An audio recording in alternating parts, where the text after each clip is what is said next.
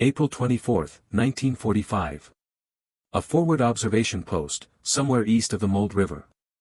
The American lieutenant holds field glasses to his eyes, scanning a horizon that moves. Not wind through grass. Not animals crossing open ground. Something larger. The dust rises in columns, thin and gray against the morning light. He can hear it now, a low mechanical groan, continuous, like the earth itself grinding forward. They're close, someone says behind him. The lieutenant doesn't lower the glasses. He's been told what to expect. The briefings were clear. The enemy of your enemy is not your friend. The Red Army moves like a flood, consuming everything. Cities fall. Populations vanish. The stories have been specific, so specific they must be true. Soviet soldiers fight without mercy. They know nothing of restraint. They've been hardened by years of savage war on the Eastern Front, where the rules of combat dissolved into something older, something European officers no longer recognize. The soldiers around him are quiet. Some are cleaning weapons that are already clean. Others stare east, toward the dust, toward the sound that is not thunder but feels like it. They've fought Germans for 2 years. They know what an enemy looks like. But now they're about to meet someone else. Someone they've been warned about. In the distance, perhaps 10 kilometers away, the dust thickens. The morning air is cold. Spring in Germany still carries winter's memory. The grass is wet with dew.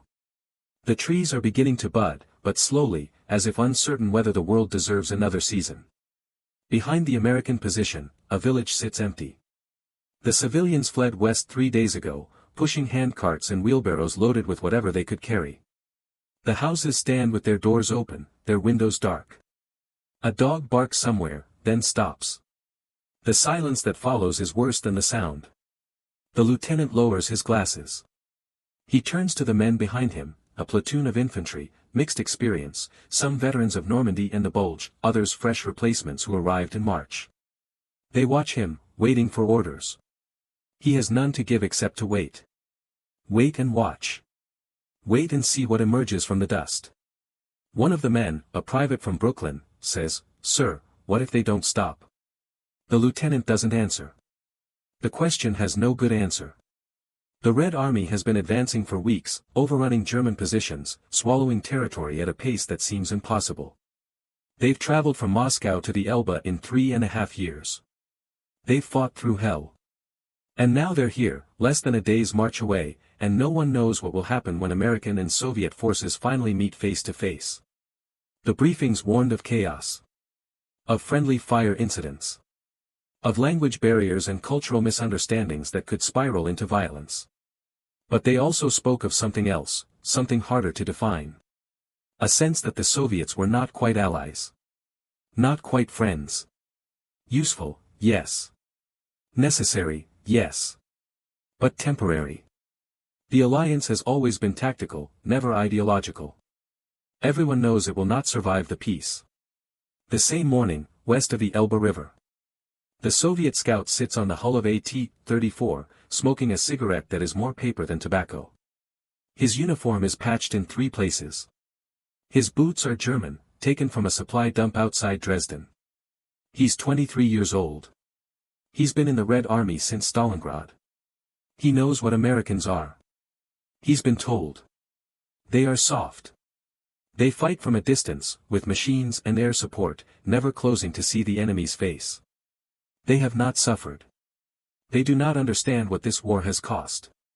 They are capitalisty, imperialists in olive drab, come to claim victory over a continent they never truly bled for. Their wealth is obscene. They eat chocolate while Soviet soldiers survive on black bread and thin soup. They have warm tents and clean water. They have not walked through the ash of their own cities. But they are strong. This too has been made clear.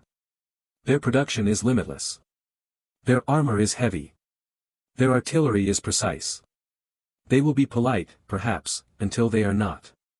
When the war ends, they will show their true nature. They will turn west, and the alliance will shatter like glass. The scout exhales smoke into the cold air. Around him, the column moves forward. Tanks and trucks and horse-drawn carts, a river of metal and flesh flowing toward Germany's heart. He wonders what an American looks like up close. He wonders if they wonder the same. The road beneath the column is German, paved with stones set a century ago, now cratered by artillery and tracked by 1,000 vehicles. The trees along the roadside are shattered stumps. The fields on either side show signs of recent fighting, blackened earth, abandoned equipment, the shallow graves marked only by helmets propped on rifles. The smell of spring cannot quite mask the smell of death. It lingers. It always lingers. The scout has seen this before. He saw it at Stalingrad, where the city became a graveyard. He saw it at Kursk, where the fields burned for days. He saw it in Poland, in East Prussia, in every town and village the Red Army liberated or conquered. The distinction has become unclear. War is not liberation. War is destruction. The people they free are often terrified of them. The scout understands why. He has seen what his comrades do. He has participated. He is not proud, but he is not ashamed either. Shame is a luxury reserved for those who have not witnessed what the Germans did in the Soviet Union. The burned villages. The mass graves. The children hanged in town squares as warnings. The prisoners starved in camps. The systematic annihilation of everything the Soviet people built.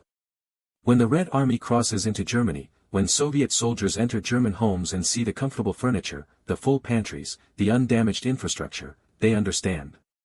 Germany waged total war in the East, but Germany itself has barely been touched. The factories still stand. The cities, except for those hit by American and British bombers, are intact. The German people have not suffered the way Soviet people suffered. This creates anger. This creates a desire for retribution. The political officers do not discourage it. But the scout is also tired. He has been at war for 3 years. He has lost friends whose names he cannot remember because there have been too many. He wants to go home. He wants to see his mother, his sister, the village where he grew up. He wants to sleep in a bed instead of on frozen ground. He wants to eat a full meal. He wants to forget. He wants the war to end. And now the Americans are here, somewhere to the west, and the war is ending.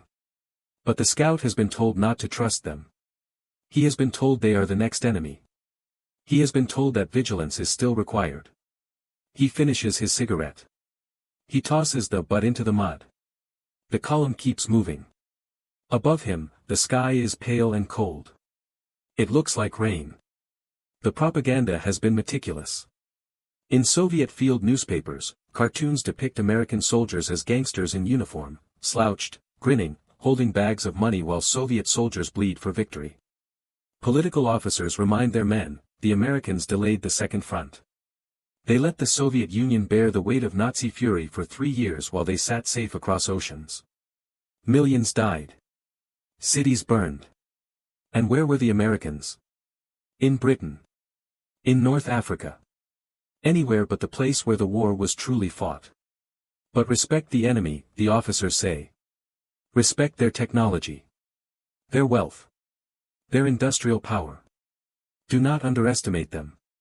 Do not trust them. The soldiers listen. They have learned to believe and not believe simultaneously. The war has taught them this skill. In American briefing tents, the warnings are different but equally firm. Soviet soldiers are brave, this is acknowledged. They have suffered unimaginable losses.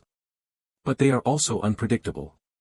They are products of a totalitarian state, conditioned to obey without question, to fight without restraint. Reports from liberated camps speak of chaos, of looting, of violence that doesn't distinguish between enemy and civilian. The Red Army is not an army in the Western sense. It is something older, something less controlled. You will treat them with respect, the officers say. You will not provoke them. But you will not trust them. Remember that this alliance is temporary. Remember that the men you meet today may be the men you fight tomorrow. The soldiers nod. They clean their rifles. They check their grenades. They are professionals. They will do what must be done. But beneath the discipline, there is something else. Curiosity. Fear. The sense that they are about to step across a threshold that cannot be uncrossed. The propaganda machines on both sides have worked tirelessly. In America, Newsreels show the Red Army as faceless masses, charging German positions with suicidal courage, absorbing casualties that no Western army could sustain. The Soviet soldier is portrayed as hardy, ruthless, alien. He does not value life the way Americans do. He has been shaped by a different history, a different ideology. He is useful now, but dangerous later. In the Soviet Union, the image is reversed. American soldiers are rich, decadent, unwilling to sacrifice. They rely on machines because they lack the spirit of true warriors. They will smile and shake hands, and then they will betray. They always do. History proves it. Intervention in the Civil War. Refusal to open the Second Front. Capitalist powers have no loyalty except to wealth. Both armies have been trained to see threat. Both armies have been conditioned to doubt. And now, in the spring of 1945, as Germany collapses, as the Third Reich disintegrates into rubble and ash, these two forces are about to meet. Not in combat. In a strange, accidental alliance neither side fully understands. The maps in headquarters show converging arrows. American forces push east from the Rhine, through the Ruhr, into the heart of Germany. Soviet forces drive west from Poland, through the burned remains of East Prussia, across the Oder, toward Berlin. Between them, the Wehrmacht disintegrates. Some units fight to the last man. Others surrender en masse. Refugees clog the roads. The civilian population flees in every direction, seeking safety that doesn't exist. High command on both sides has been clear: do not cross the designated meeting line. The Elbe River is the boundary. American forces will hold west. Soviet forces will hold east. There will be no confusion. No accidents. No incidents that could complicate the fragile alliance. But the soldiers on the ground do not always follow the lines on maps. War has its own momentum. April 25, 1945. Morning. An American patrol crosses a damaged bridge over the Mulde River. The orders were to hold position and wait for further instructions. But the patrol leader, a sergeant from Ohio named Albert Kotzebue, sees Soviet troops on the far side of the Elbe, less than 3 kilometers away. He makes a decision. The patrol moves forward through empty villages. The civilians have fled or are hiding. The houses are silent. Occasionally, a white sheet hangs from a window, a surrender that has already been accepted by someone else. The patrol reaches the Elbe. The bridge is destroyed, but there's a small boat. They cross. The water is cold and gray. The river moves quickly, swollen with spring melt from the mountains. The boat rocks. One of the men, a kid from Tennessee, grips the sides and looks sick. Another laughs nervously. They are crossing into the Soviet zone. They are disobeying orders.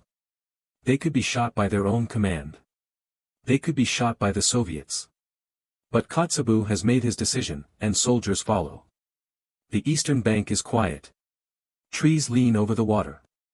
The grass is tall. For a moment, there is no one. Then movement. Shadows among the trees. The Americans freeze.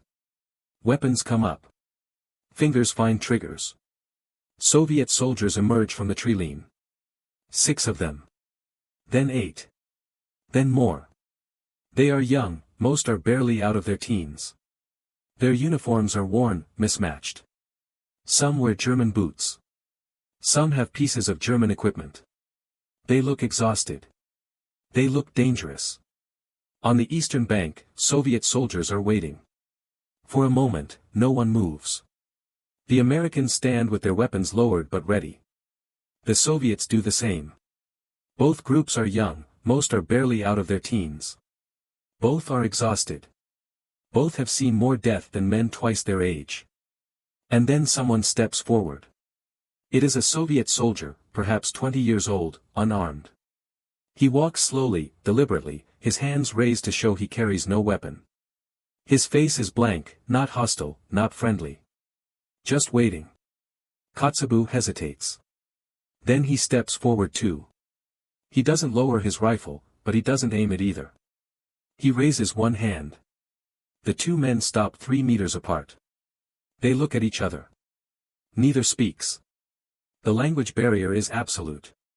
Behind them, on both sides, soldiers watch with weapons ready. A single wrong move, a single misunderstanding, and this becomes a firefight. The Soviet soldier says something in Russian. Kotzebue doesn't understand. He shakes his head. He says, in English, American. We're Americans. The Soviet soldier nods slowly. He points to himself and says, Ruski. Soviet. Kotzebue nods back. They stand there, two men on a riverbank in Germany, representing armies that have fought across half a world to reach this moment. And neither knows what to do next. Then the Soviet soldier smiles. It is a small smile, tentative, uncertain. But it is genuine. Kotzebue smiles back. The tension breaks. Not all at once. Not completely. But enough. Kotzebue gestures to his men.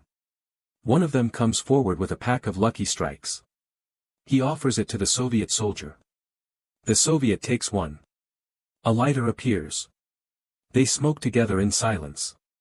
Around them, soldiers from both armies begin to lower their weapons. The moment stretches. No one knows what the protocol is. There is no protocol. This was never supposed to happen. But it is happening. Someone laughs, it's unclear who. The sound is strange, out of place. But it breaks something. Within minutes, men are stepping forward, shaking hands, slapping backs. The language barrier remains, but it doesn't matter. They use gestures. They point. They grin. They are soldiers who have survived a war, and now the war is ending, and they are still alive.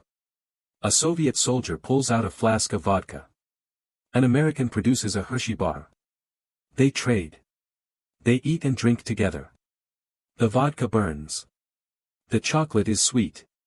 Neither side has tasted the other's rations before. They are not enemies. They were never enemies.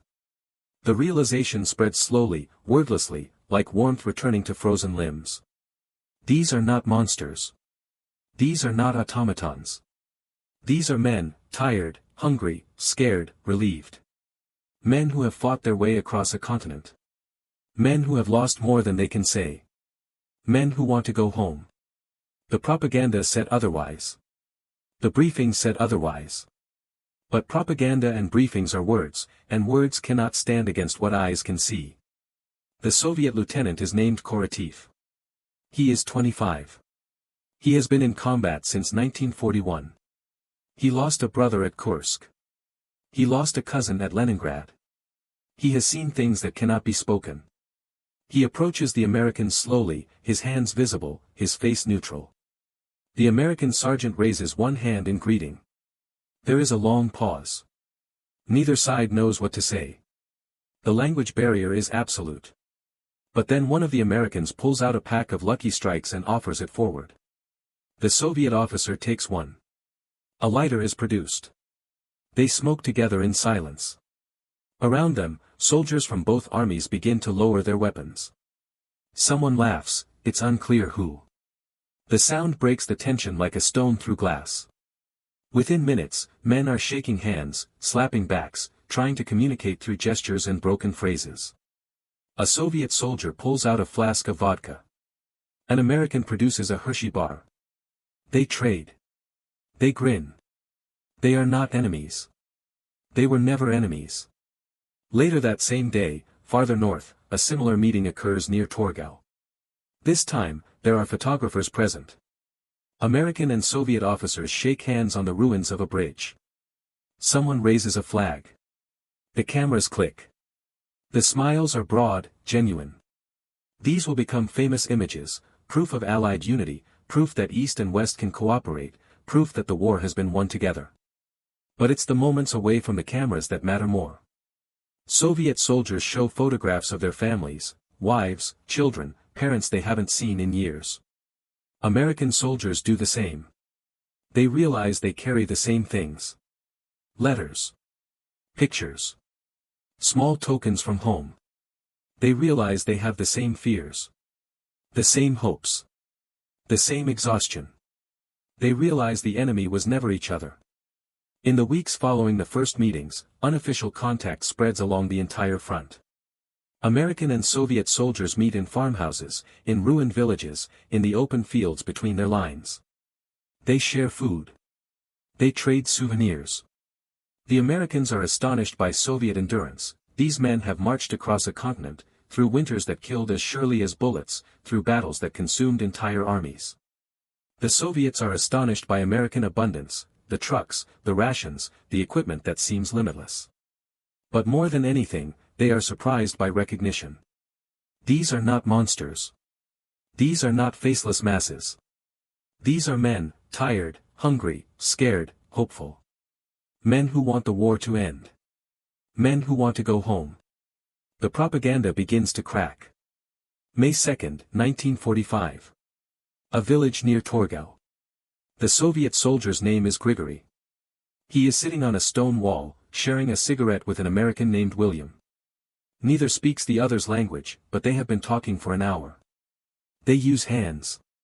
They draw in the dirt. They point to photographs. Grigory shows a picture of his mother. She is standing in front of a wooden house, her face serious, her hands folded. William nods. He pulls out a photograph of his own mother, standing in a garden in Pennsylvania. The two images are not so different. William points to himself, then to the west. Home, he says. Grigory understands. He points to himself, then to the east. Dom, he says. They are both far from home. They have both been away for years. They both wonder if they will survive long enough to return. Grigory tries to explain Stalingrad. He cannot find the words, even in Russian. He makes a gesture, city, fire, death. Winter. William listens. He doesn't understand the details, but he understands the weight behind them. William tries to explain Omaha Beach. He uses his hands to show the waves, the obstacles, the machine guns. Grigory nods. He knows what beach assaults cost. They sit in silence for a while. Around them, other soldiers are mingling, Americans and Soviets, trading watches, sharing rations, drinking together. The atmosphere is relaxed. Almost festive. There are no officers nearby to enforce protocol. Grigory looks at William and says something in Russian. William doesn't understand the words, but he understands the tone. It is a question. Something like, why were we told to fear each other? William shrugs. He doesn't have an answer. The realization spreads slowly, unevenly. Not every soldier experiences it. Some remain wary. Some hold to the briefings, the warnings, the propaganda. But for many, perhaps most, the meetings along the Elbe become a moment of cognitive dissonance so profound it cannot be ignored. We were told they were savages. We were told they were our future enemies. We were told they were fundamentally different. But they are not. They cry for the same reasons. They laugh at the same jokes. They miss the same things. They fear the same deaths. The propaganda has been meticulous. The propaganda has been persuasive. The propaganda has been, in every meaningful sense, a lie. A Soviet officer named Pavel writes in his diary. Today I met an American soldier. His name was John, I think. He showed me a picture of his wife. She looks like Katia. He asked me if I had someone waiting. I showed him Katia's picture. He smiled. We sat together and didn't speak, but we understood each other. I thought Americans would be cold, arrogant, maybe hostile. He was none of these things. He was just a man far from home, hoping to survive, hoping to see the people he loves again. Like me. The entry is dated April 27, 1945. Pavel will survive the war. He will return to the Soviet Union. He will never speak of this moment to his superiors. But he will remember it. An American sergeant named Robert sends a letter home. We finally met the Russians today. I don't know what I expected. We've been told so many things. But they're just soldiers, Ma. Just guys trying to get through this. They've had it rough, you can see it in their faces. Some of them look 50 but they're probably not even 30. We shared some food and cigarettes. One of them played a harmonica.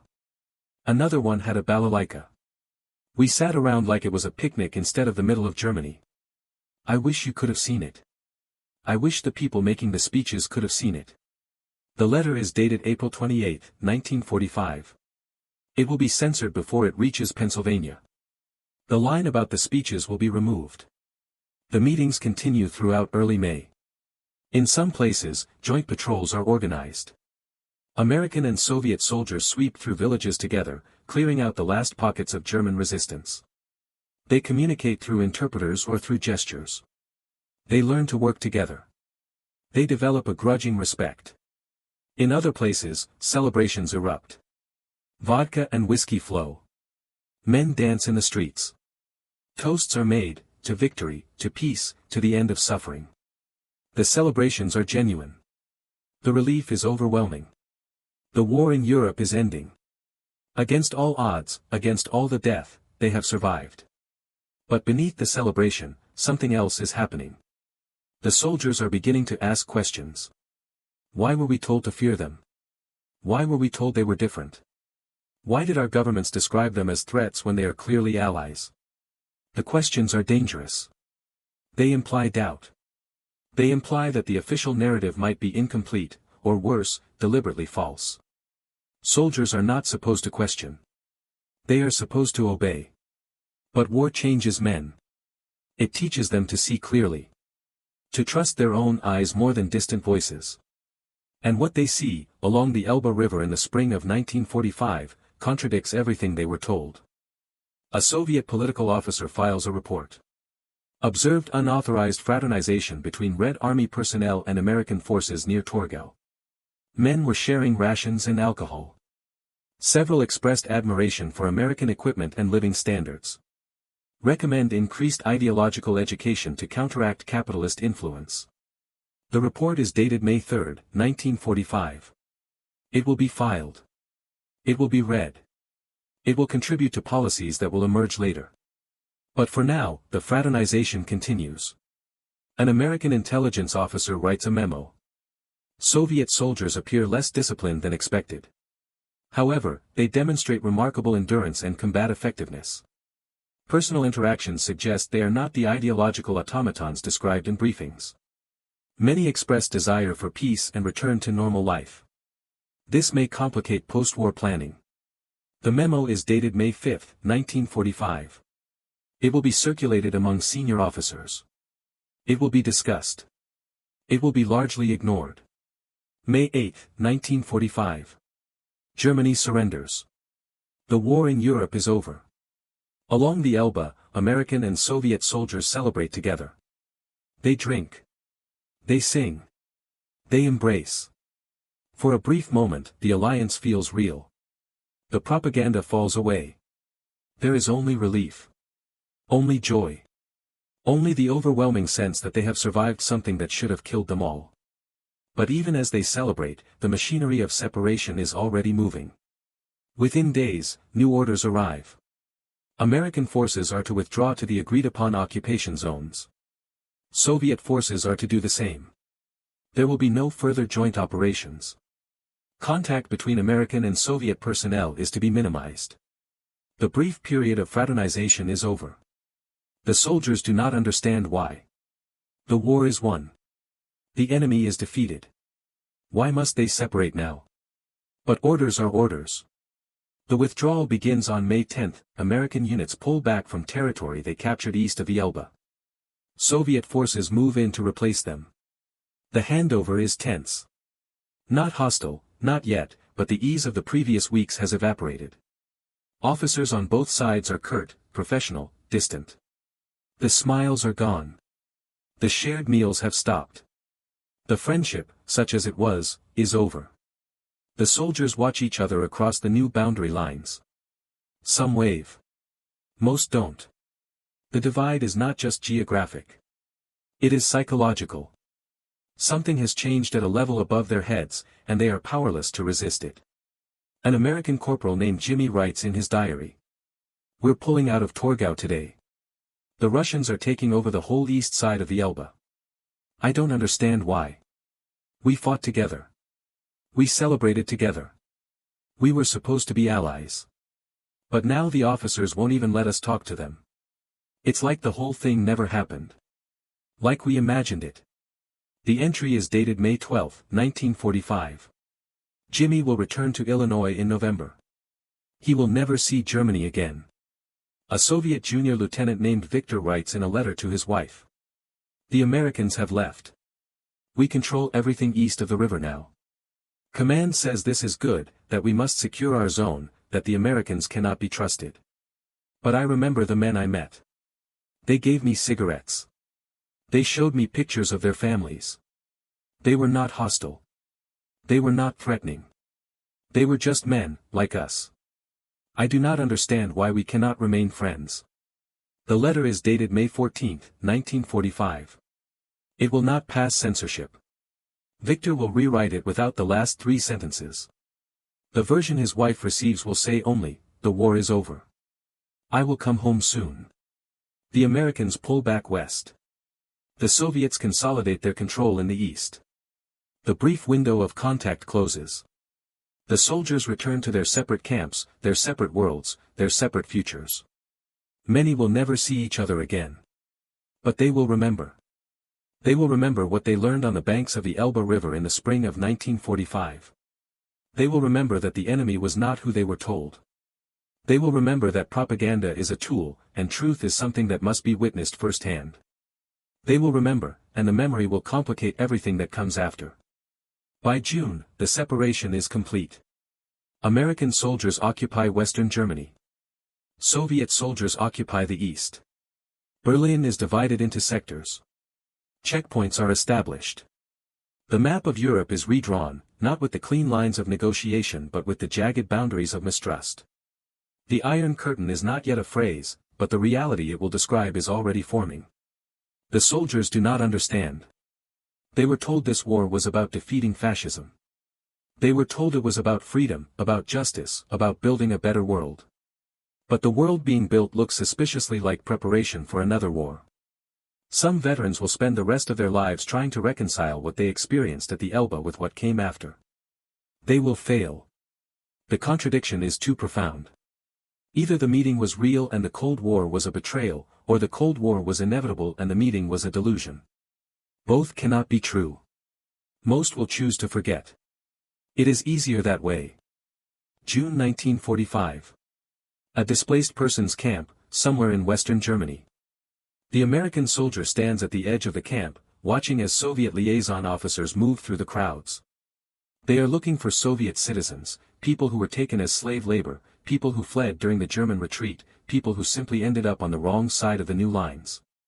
The Soviet officers are polite but firm. All Soviet citizens must return home. This is not a request. This is policy. The American watches as a woman pleads in broken German. She doesn't want to go back. She's afraid. She knows what happens to people who were captured by the Germans. They are considered traitors. They will be interrogated. They will disappear into camps. She would rather stay here, stateless, homeless, anything but return. The Soviet officer is unmoved. Orders are orders. The American turns away. He remembers the soldiers he met at the Elbe, Grigory, and others like him. Men who seemed so similar. Men who laughed and shared food and talked about going home. He wonders if those men know what's happening here. He wonders if they would care. He doesn't know. He will never know. But the memory of the Elbe feels more distant now. More complicated. The alliance is fracturing. It happens slowly at first. Small disputes over occupation zones. Disagreements about the administration of Berlin. Tensions over Poland, over Yugoslavia, over the shape of post-war Europe. The Americans want free elections, open markets, democratic institutions. The Soviets want security, buffer states, ideological allies.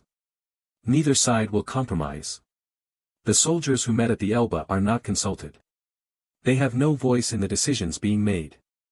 They are simply told to follow new orders, to treat former allies with suspicion, to prepare for a new kind of conflict. Some resist.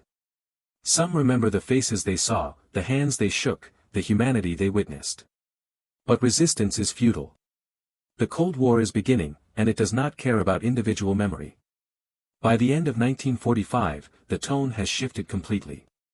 In Soviet propaganda, Americans are once again capitalisty, imperialists, threats to peace. The brief period of cooperation is downplayed, reframed, rewritten. Yes, we fought together, the narrative goes, but only because Hitler forced us. Now the true nature of capitalism reveals itself. They want to encircle us. They want to destroy us. They have always wanted to destroy us. The soldiers who remember the Elbe stay silent. To speak of it is to invite suspicion. In American media, the Soviets are once again the red menace, the totalitarian threat, the enemy of freedom. The brief alliance is acknowledged but minimized. Yes, we cooperated, the narrative goes, but only out of necessity. Now we see their true intentions.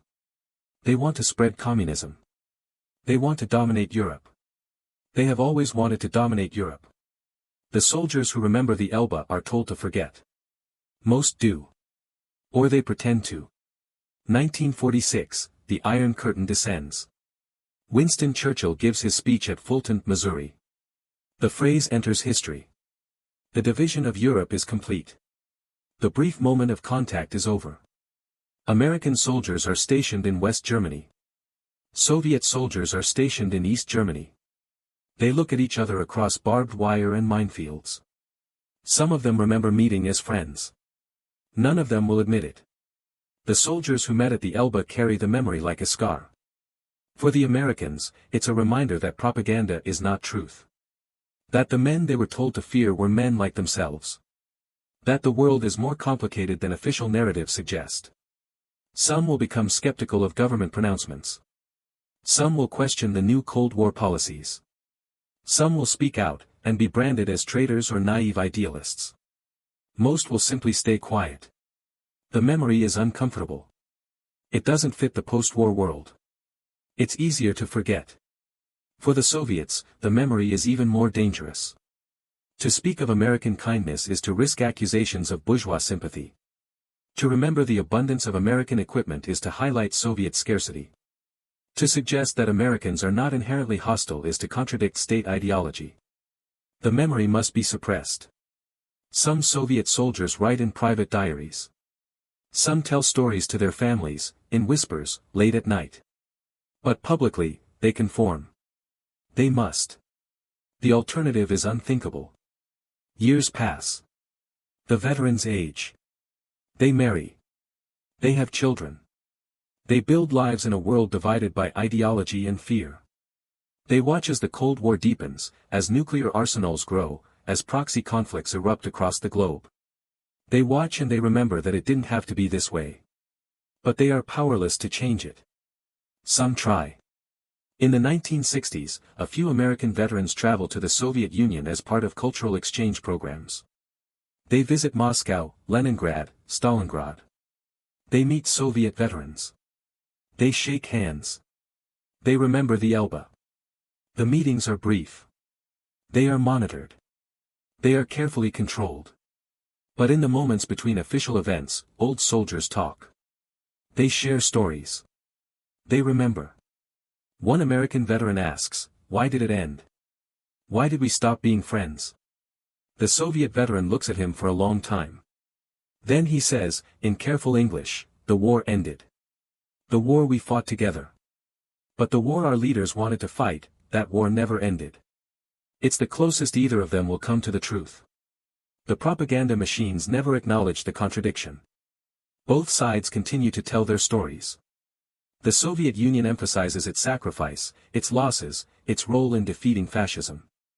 The United States emphasizes its industrial power, its democratic values, its leadership of the free world. Both narratives are true. Both are incomplete. What is lost is the memory of the Elbe. The memory of ordinary soldiers discovering that the enemy was not who they were told. The memory of men choosing friendship over fear, even if only for a moment. The memory survives in private. In letters kept in attics. In diaries hidden in drawers. In stories told to grandchildren who don't quite believe them. It survives. But it does not thrive. The veterans die. One by one, the men who met at the Elbe pass away. They die in America, in the Soviet Union, in the countries they emigrated to after the war. They die with the memory intact, but unshared. They die wondering if anyone will remember. Most assume no one will. They are wrong. 1995, 50 years after the meeting at the Elbe. A reunion is organized in Torgau, Germany. Veterans from both sides are invited. Some come. Many are too old. Many are dead. But those who can make the journey do. They are in their 70s now. Some in their 80s. They move slowly. They need canes, walkers, assistants. But they come. They stand on the same bridge where their predecessors shook hands half a century ago. They embrace. They cry. They speak through interpreters, or through silence, which needs no translation. A Russian veteran named Nikolai says, "I thought I would never see this again. I thought the memory would die with us." An American veteran named Frank replies, "It almost did." They are not wrong. The meeting at the Elbe has become a symbol. It represents the possibility of cooperation. The idea that enemies can become allies. That ordinary people, given the chance, will choose peace over conflict. That propaganda can be overcome by human contact. But it also represents something darker. It shows how easily such moments can be erased. How quickly friendship can turn to suspicion. How governments can manipulate history to serve present needs. The meeting at the Elbe happened. It was real. Thousands of soldiers witnessed it. And yet, for decades, it was almost forgotten, deliberately forgotten, because it complicated the Cold War narrative. The lesson is uncomfortable, truth is fragile. Memory is fragile. And those who control the narrative control the future. The stories survive in fragments. In 2005, a German researcher publishes a book collecting testimonies from veterans who met at the Elbe. The interviews are poignant. Many of the men speak of the meeting as the best day of their lives, better than victory, better than coming home, because for one brief moment, they saw hope. One Soviet veteran says, "We believed, for just a few days, that the world could be different. That we didn't have to be enemies. And then the politicians took over, and that dream was gone." An American veteran says, "I've spent 60 years trying to understand why it couldn't last. I still don't have an answer. Maybe there isn't one. Maybe it's just what happens when ordinary people have no power over the forces that shape their lives." The photographs remain. The images taken at Torgau in April 1945 are some of the most famous of the war. American and Soviet soldiers embracing. Flags side by side. Smiles that look genuine because they are. The photographs are reproduced in textbooks, in documentaries, in museum exhibits. But they are also misleading. They suggest a unity that was always fragile. They capture a moment, not a movement. They show what was possible, not what endured. Still, they matter. They prove that it happened. That for a few days in the spring of 1945, the propaganda failed. That men saw each other clearly and chose friendship. The photographs are evidence. And evidence cannot be entirely erased. Modern scholars debate the significance of the Elbe meeting. Some argue it was trivial, a brief anomaly with no lasting impact. The Cold War was inevitable, they say. The ideological differences were too profound. The geopolitical interests were too opposed. A few friendly handshakes in Germany couldn't change that. Others argue it was momentous, proof that the Cold War was not inevitable. That choices were made. That if different decisions had been taken, if different leaders had been in power, if the memory of the Elbe had been honored instead of suppressed, the world might have looked different. The truth, as always, is somewhere in between. The meeting at the Elbe didn't cause the Cold War. But it didn't prevent it either. It was simply a moment, a pause in the machinery of power, a glimpse of an alternative path. The fact that the alternative wasn't taken doesn't mean it wasn't possible. The veterans who survive into the 21st century speak with remarkable consistency. They say, "We were lied to. Not about everything, but about each other. We were told the other side was monstrous, inhuman, irredeemable. And when we met them, we discovered they were men. Just men. Scared, tired, hopeful men. Like us." They say, the propaganda worked. It shaped how we saw the world. It shaped how our governments saw the world. It justified decades of hostility. And it was based on lies. They say, the meeting at the Elbe taught us that seeing for yourself is the only truth. That no narrative, however persuasive, can substitute for human contact. That when you look someone in the eye, shake their hand, share a meal with them, the lies fall away. They say, we wish more people understood this. They say, we wish it had made a difference. It did make a difference. Just not the one they hoped for. The memory of the Elbe has become a cautionary tale. A reminder that good intentions are not enough. That individual decency cannot overcome systemic forces. That propaganda is powerful precisely because it operates at a scale beyond personal experience. But it's also a reminder of resilience. The story survived. The photographs survived. The memory survived, even when it was dangerous to remember. And now, decades later, it serves as evidence that another world was possible. That enemies are made, not born. That what governments say and what ordinary people experience are often two different things. The Elbe meeting didn't prevent the Cold War. But it proved the Cold War wasn't inevitable. And that matters. 2025, the last survivors are almost gone. In a care facility in Ohio, a 98-year-old man looks at a photograph. It shows two young soldiers, one American, one Soviet, standing together on a bridge. They are smiling. The war has just ended. They believe, in that moment, that anything is possible. The old man is one of those soldiers. He has carried the photograph for 80 years. He has shown it to his children, his grandchildren, his great-grandchildren. He has told the story countless times. Some believe him. Some think he's exaggerating, romanticizing the past. But he knows what he saw. He knows what he felt. He knows that for one brief, shining moment, the lie was exposed. He sets the photograph down. He closes his eyes. He remembers. The meeting at the Elbe was not an ending. It was a question. Can enemies become friends? Can ordinary people overcome the narratives that divide them? Can truth survive propaganda? The answer, history suggests, is yes, but only briefly. Only imperfectly. Only in moments stolen from the machinery of power. But those moments matter. They prove that choice exists. That human beings, when given the chance, will usually choose connection over conflict. That the walls between us are built by those who benefit from division, not by those who must live inside them. The soldiers who met at the Elbe in April 1945 were lied to. About each other. About the world. About the future they were supposedly fighting for. But when they met, they discovered something the lies couldn't account for. Each other. And that discovery, however brief, however quickly suppressed, changed them. They could never fully believe the official narratives again. They could never see the enemy as faceless. They had looked into the eyes of the other side and seen themselves reflected back. The propaganda resumed. The Cold War began. The friendship ended. But the memory remained.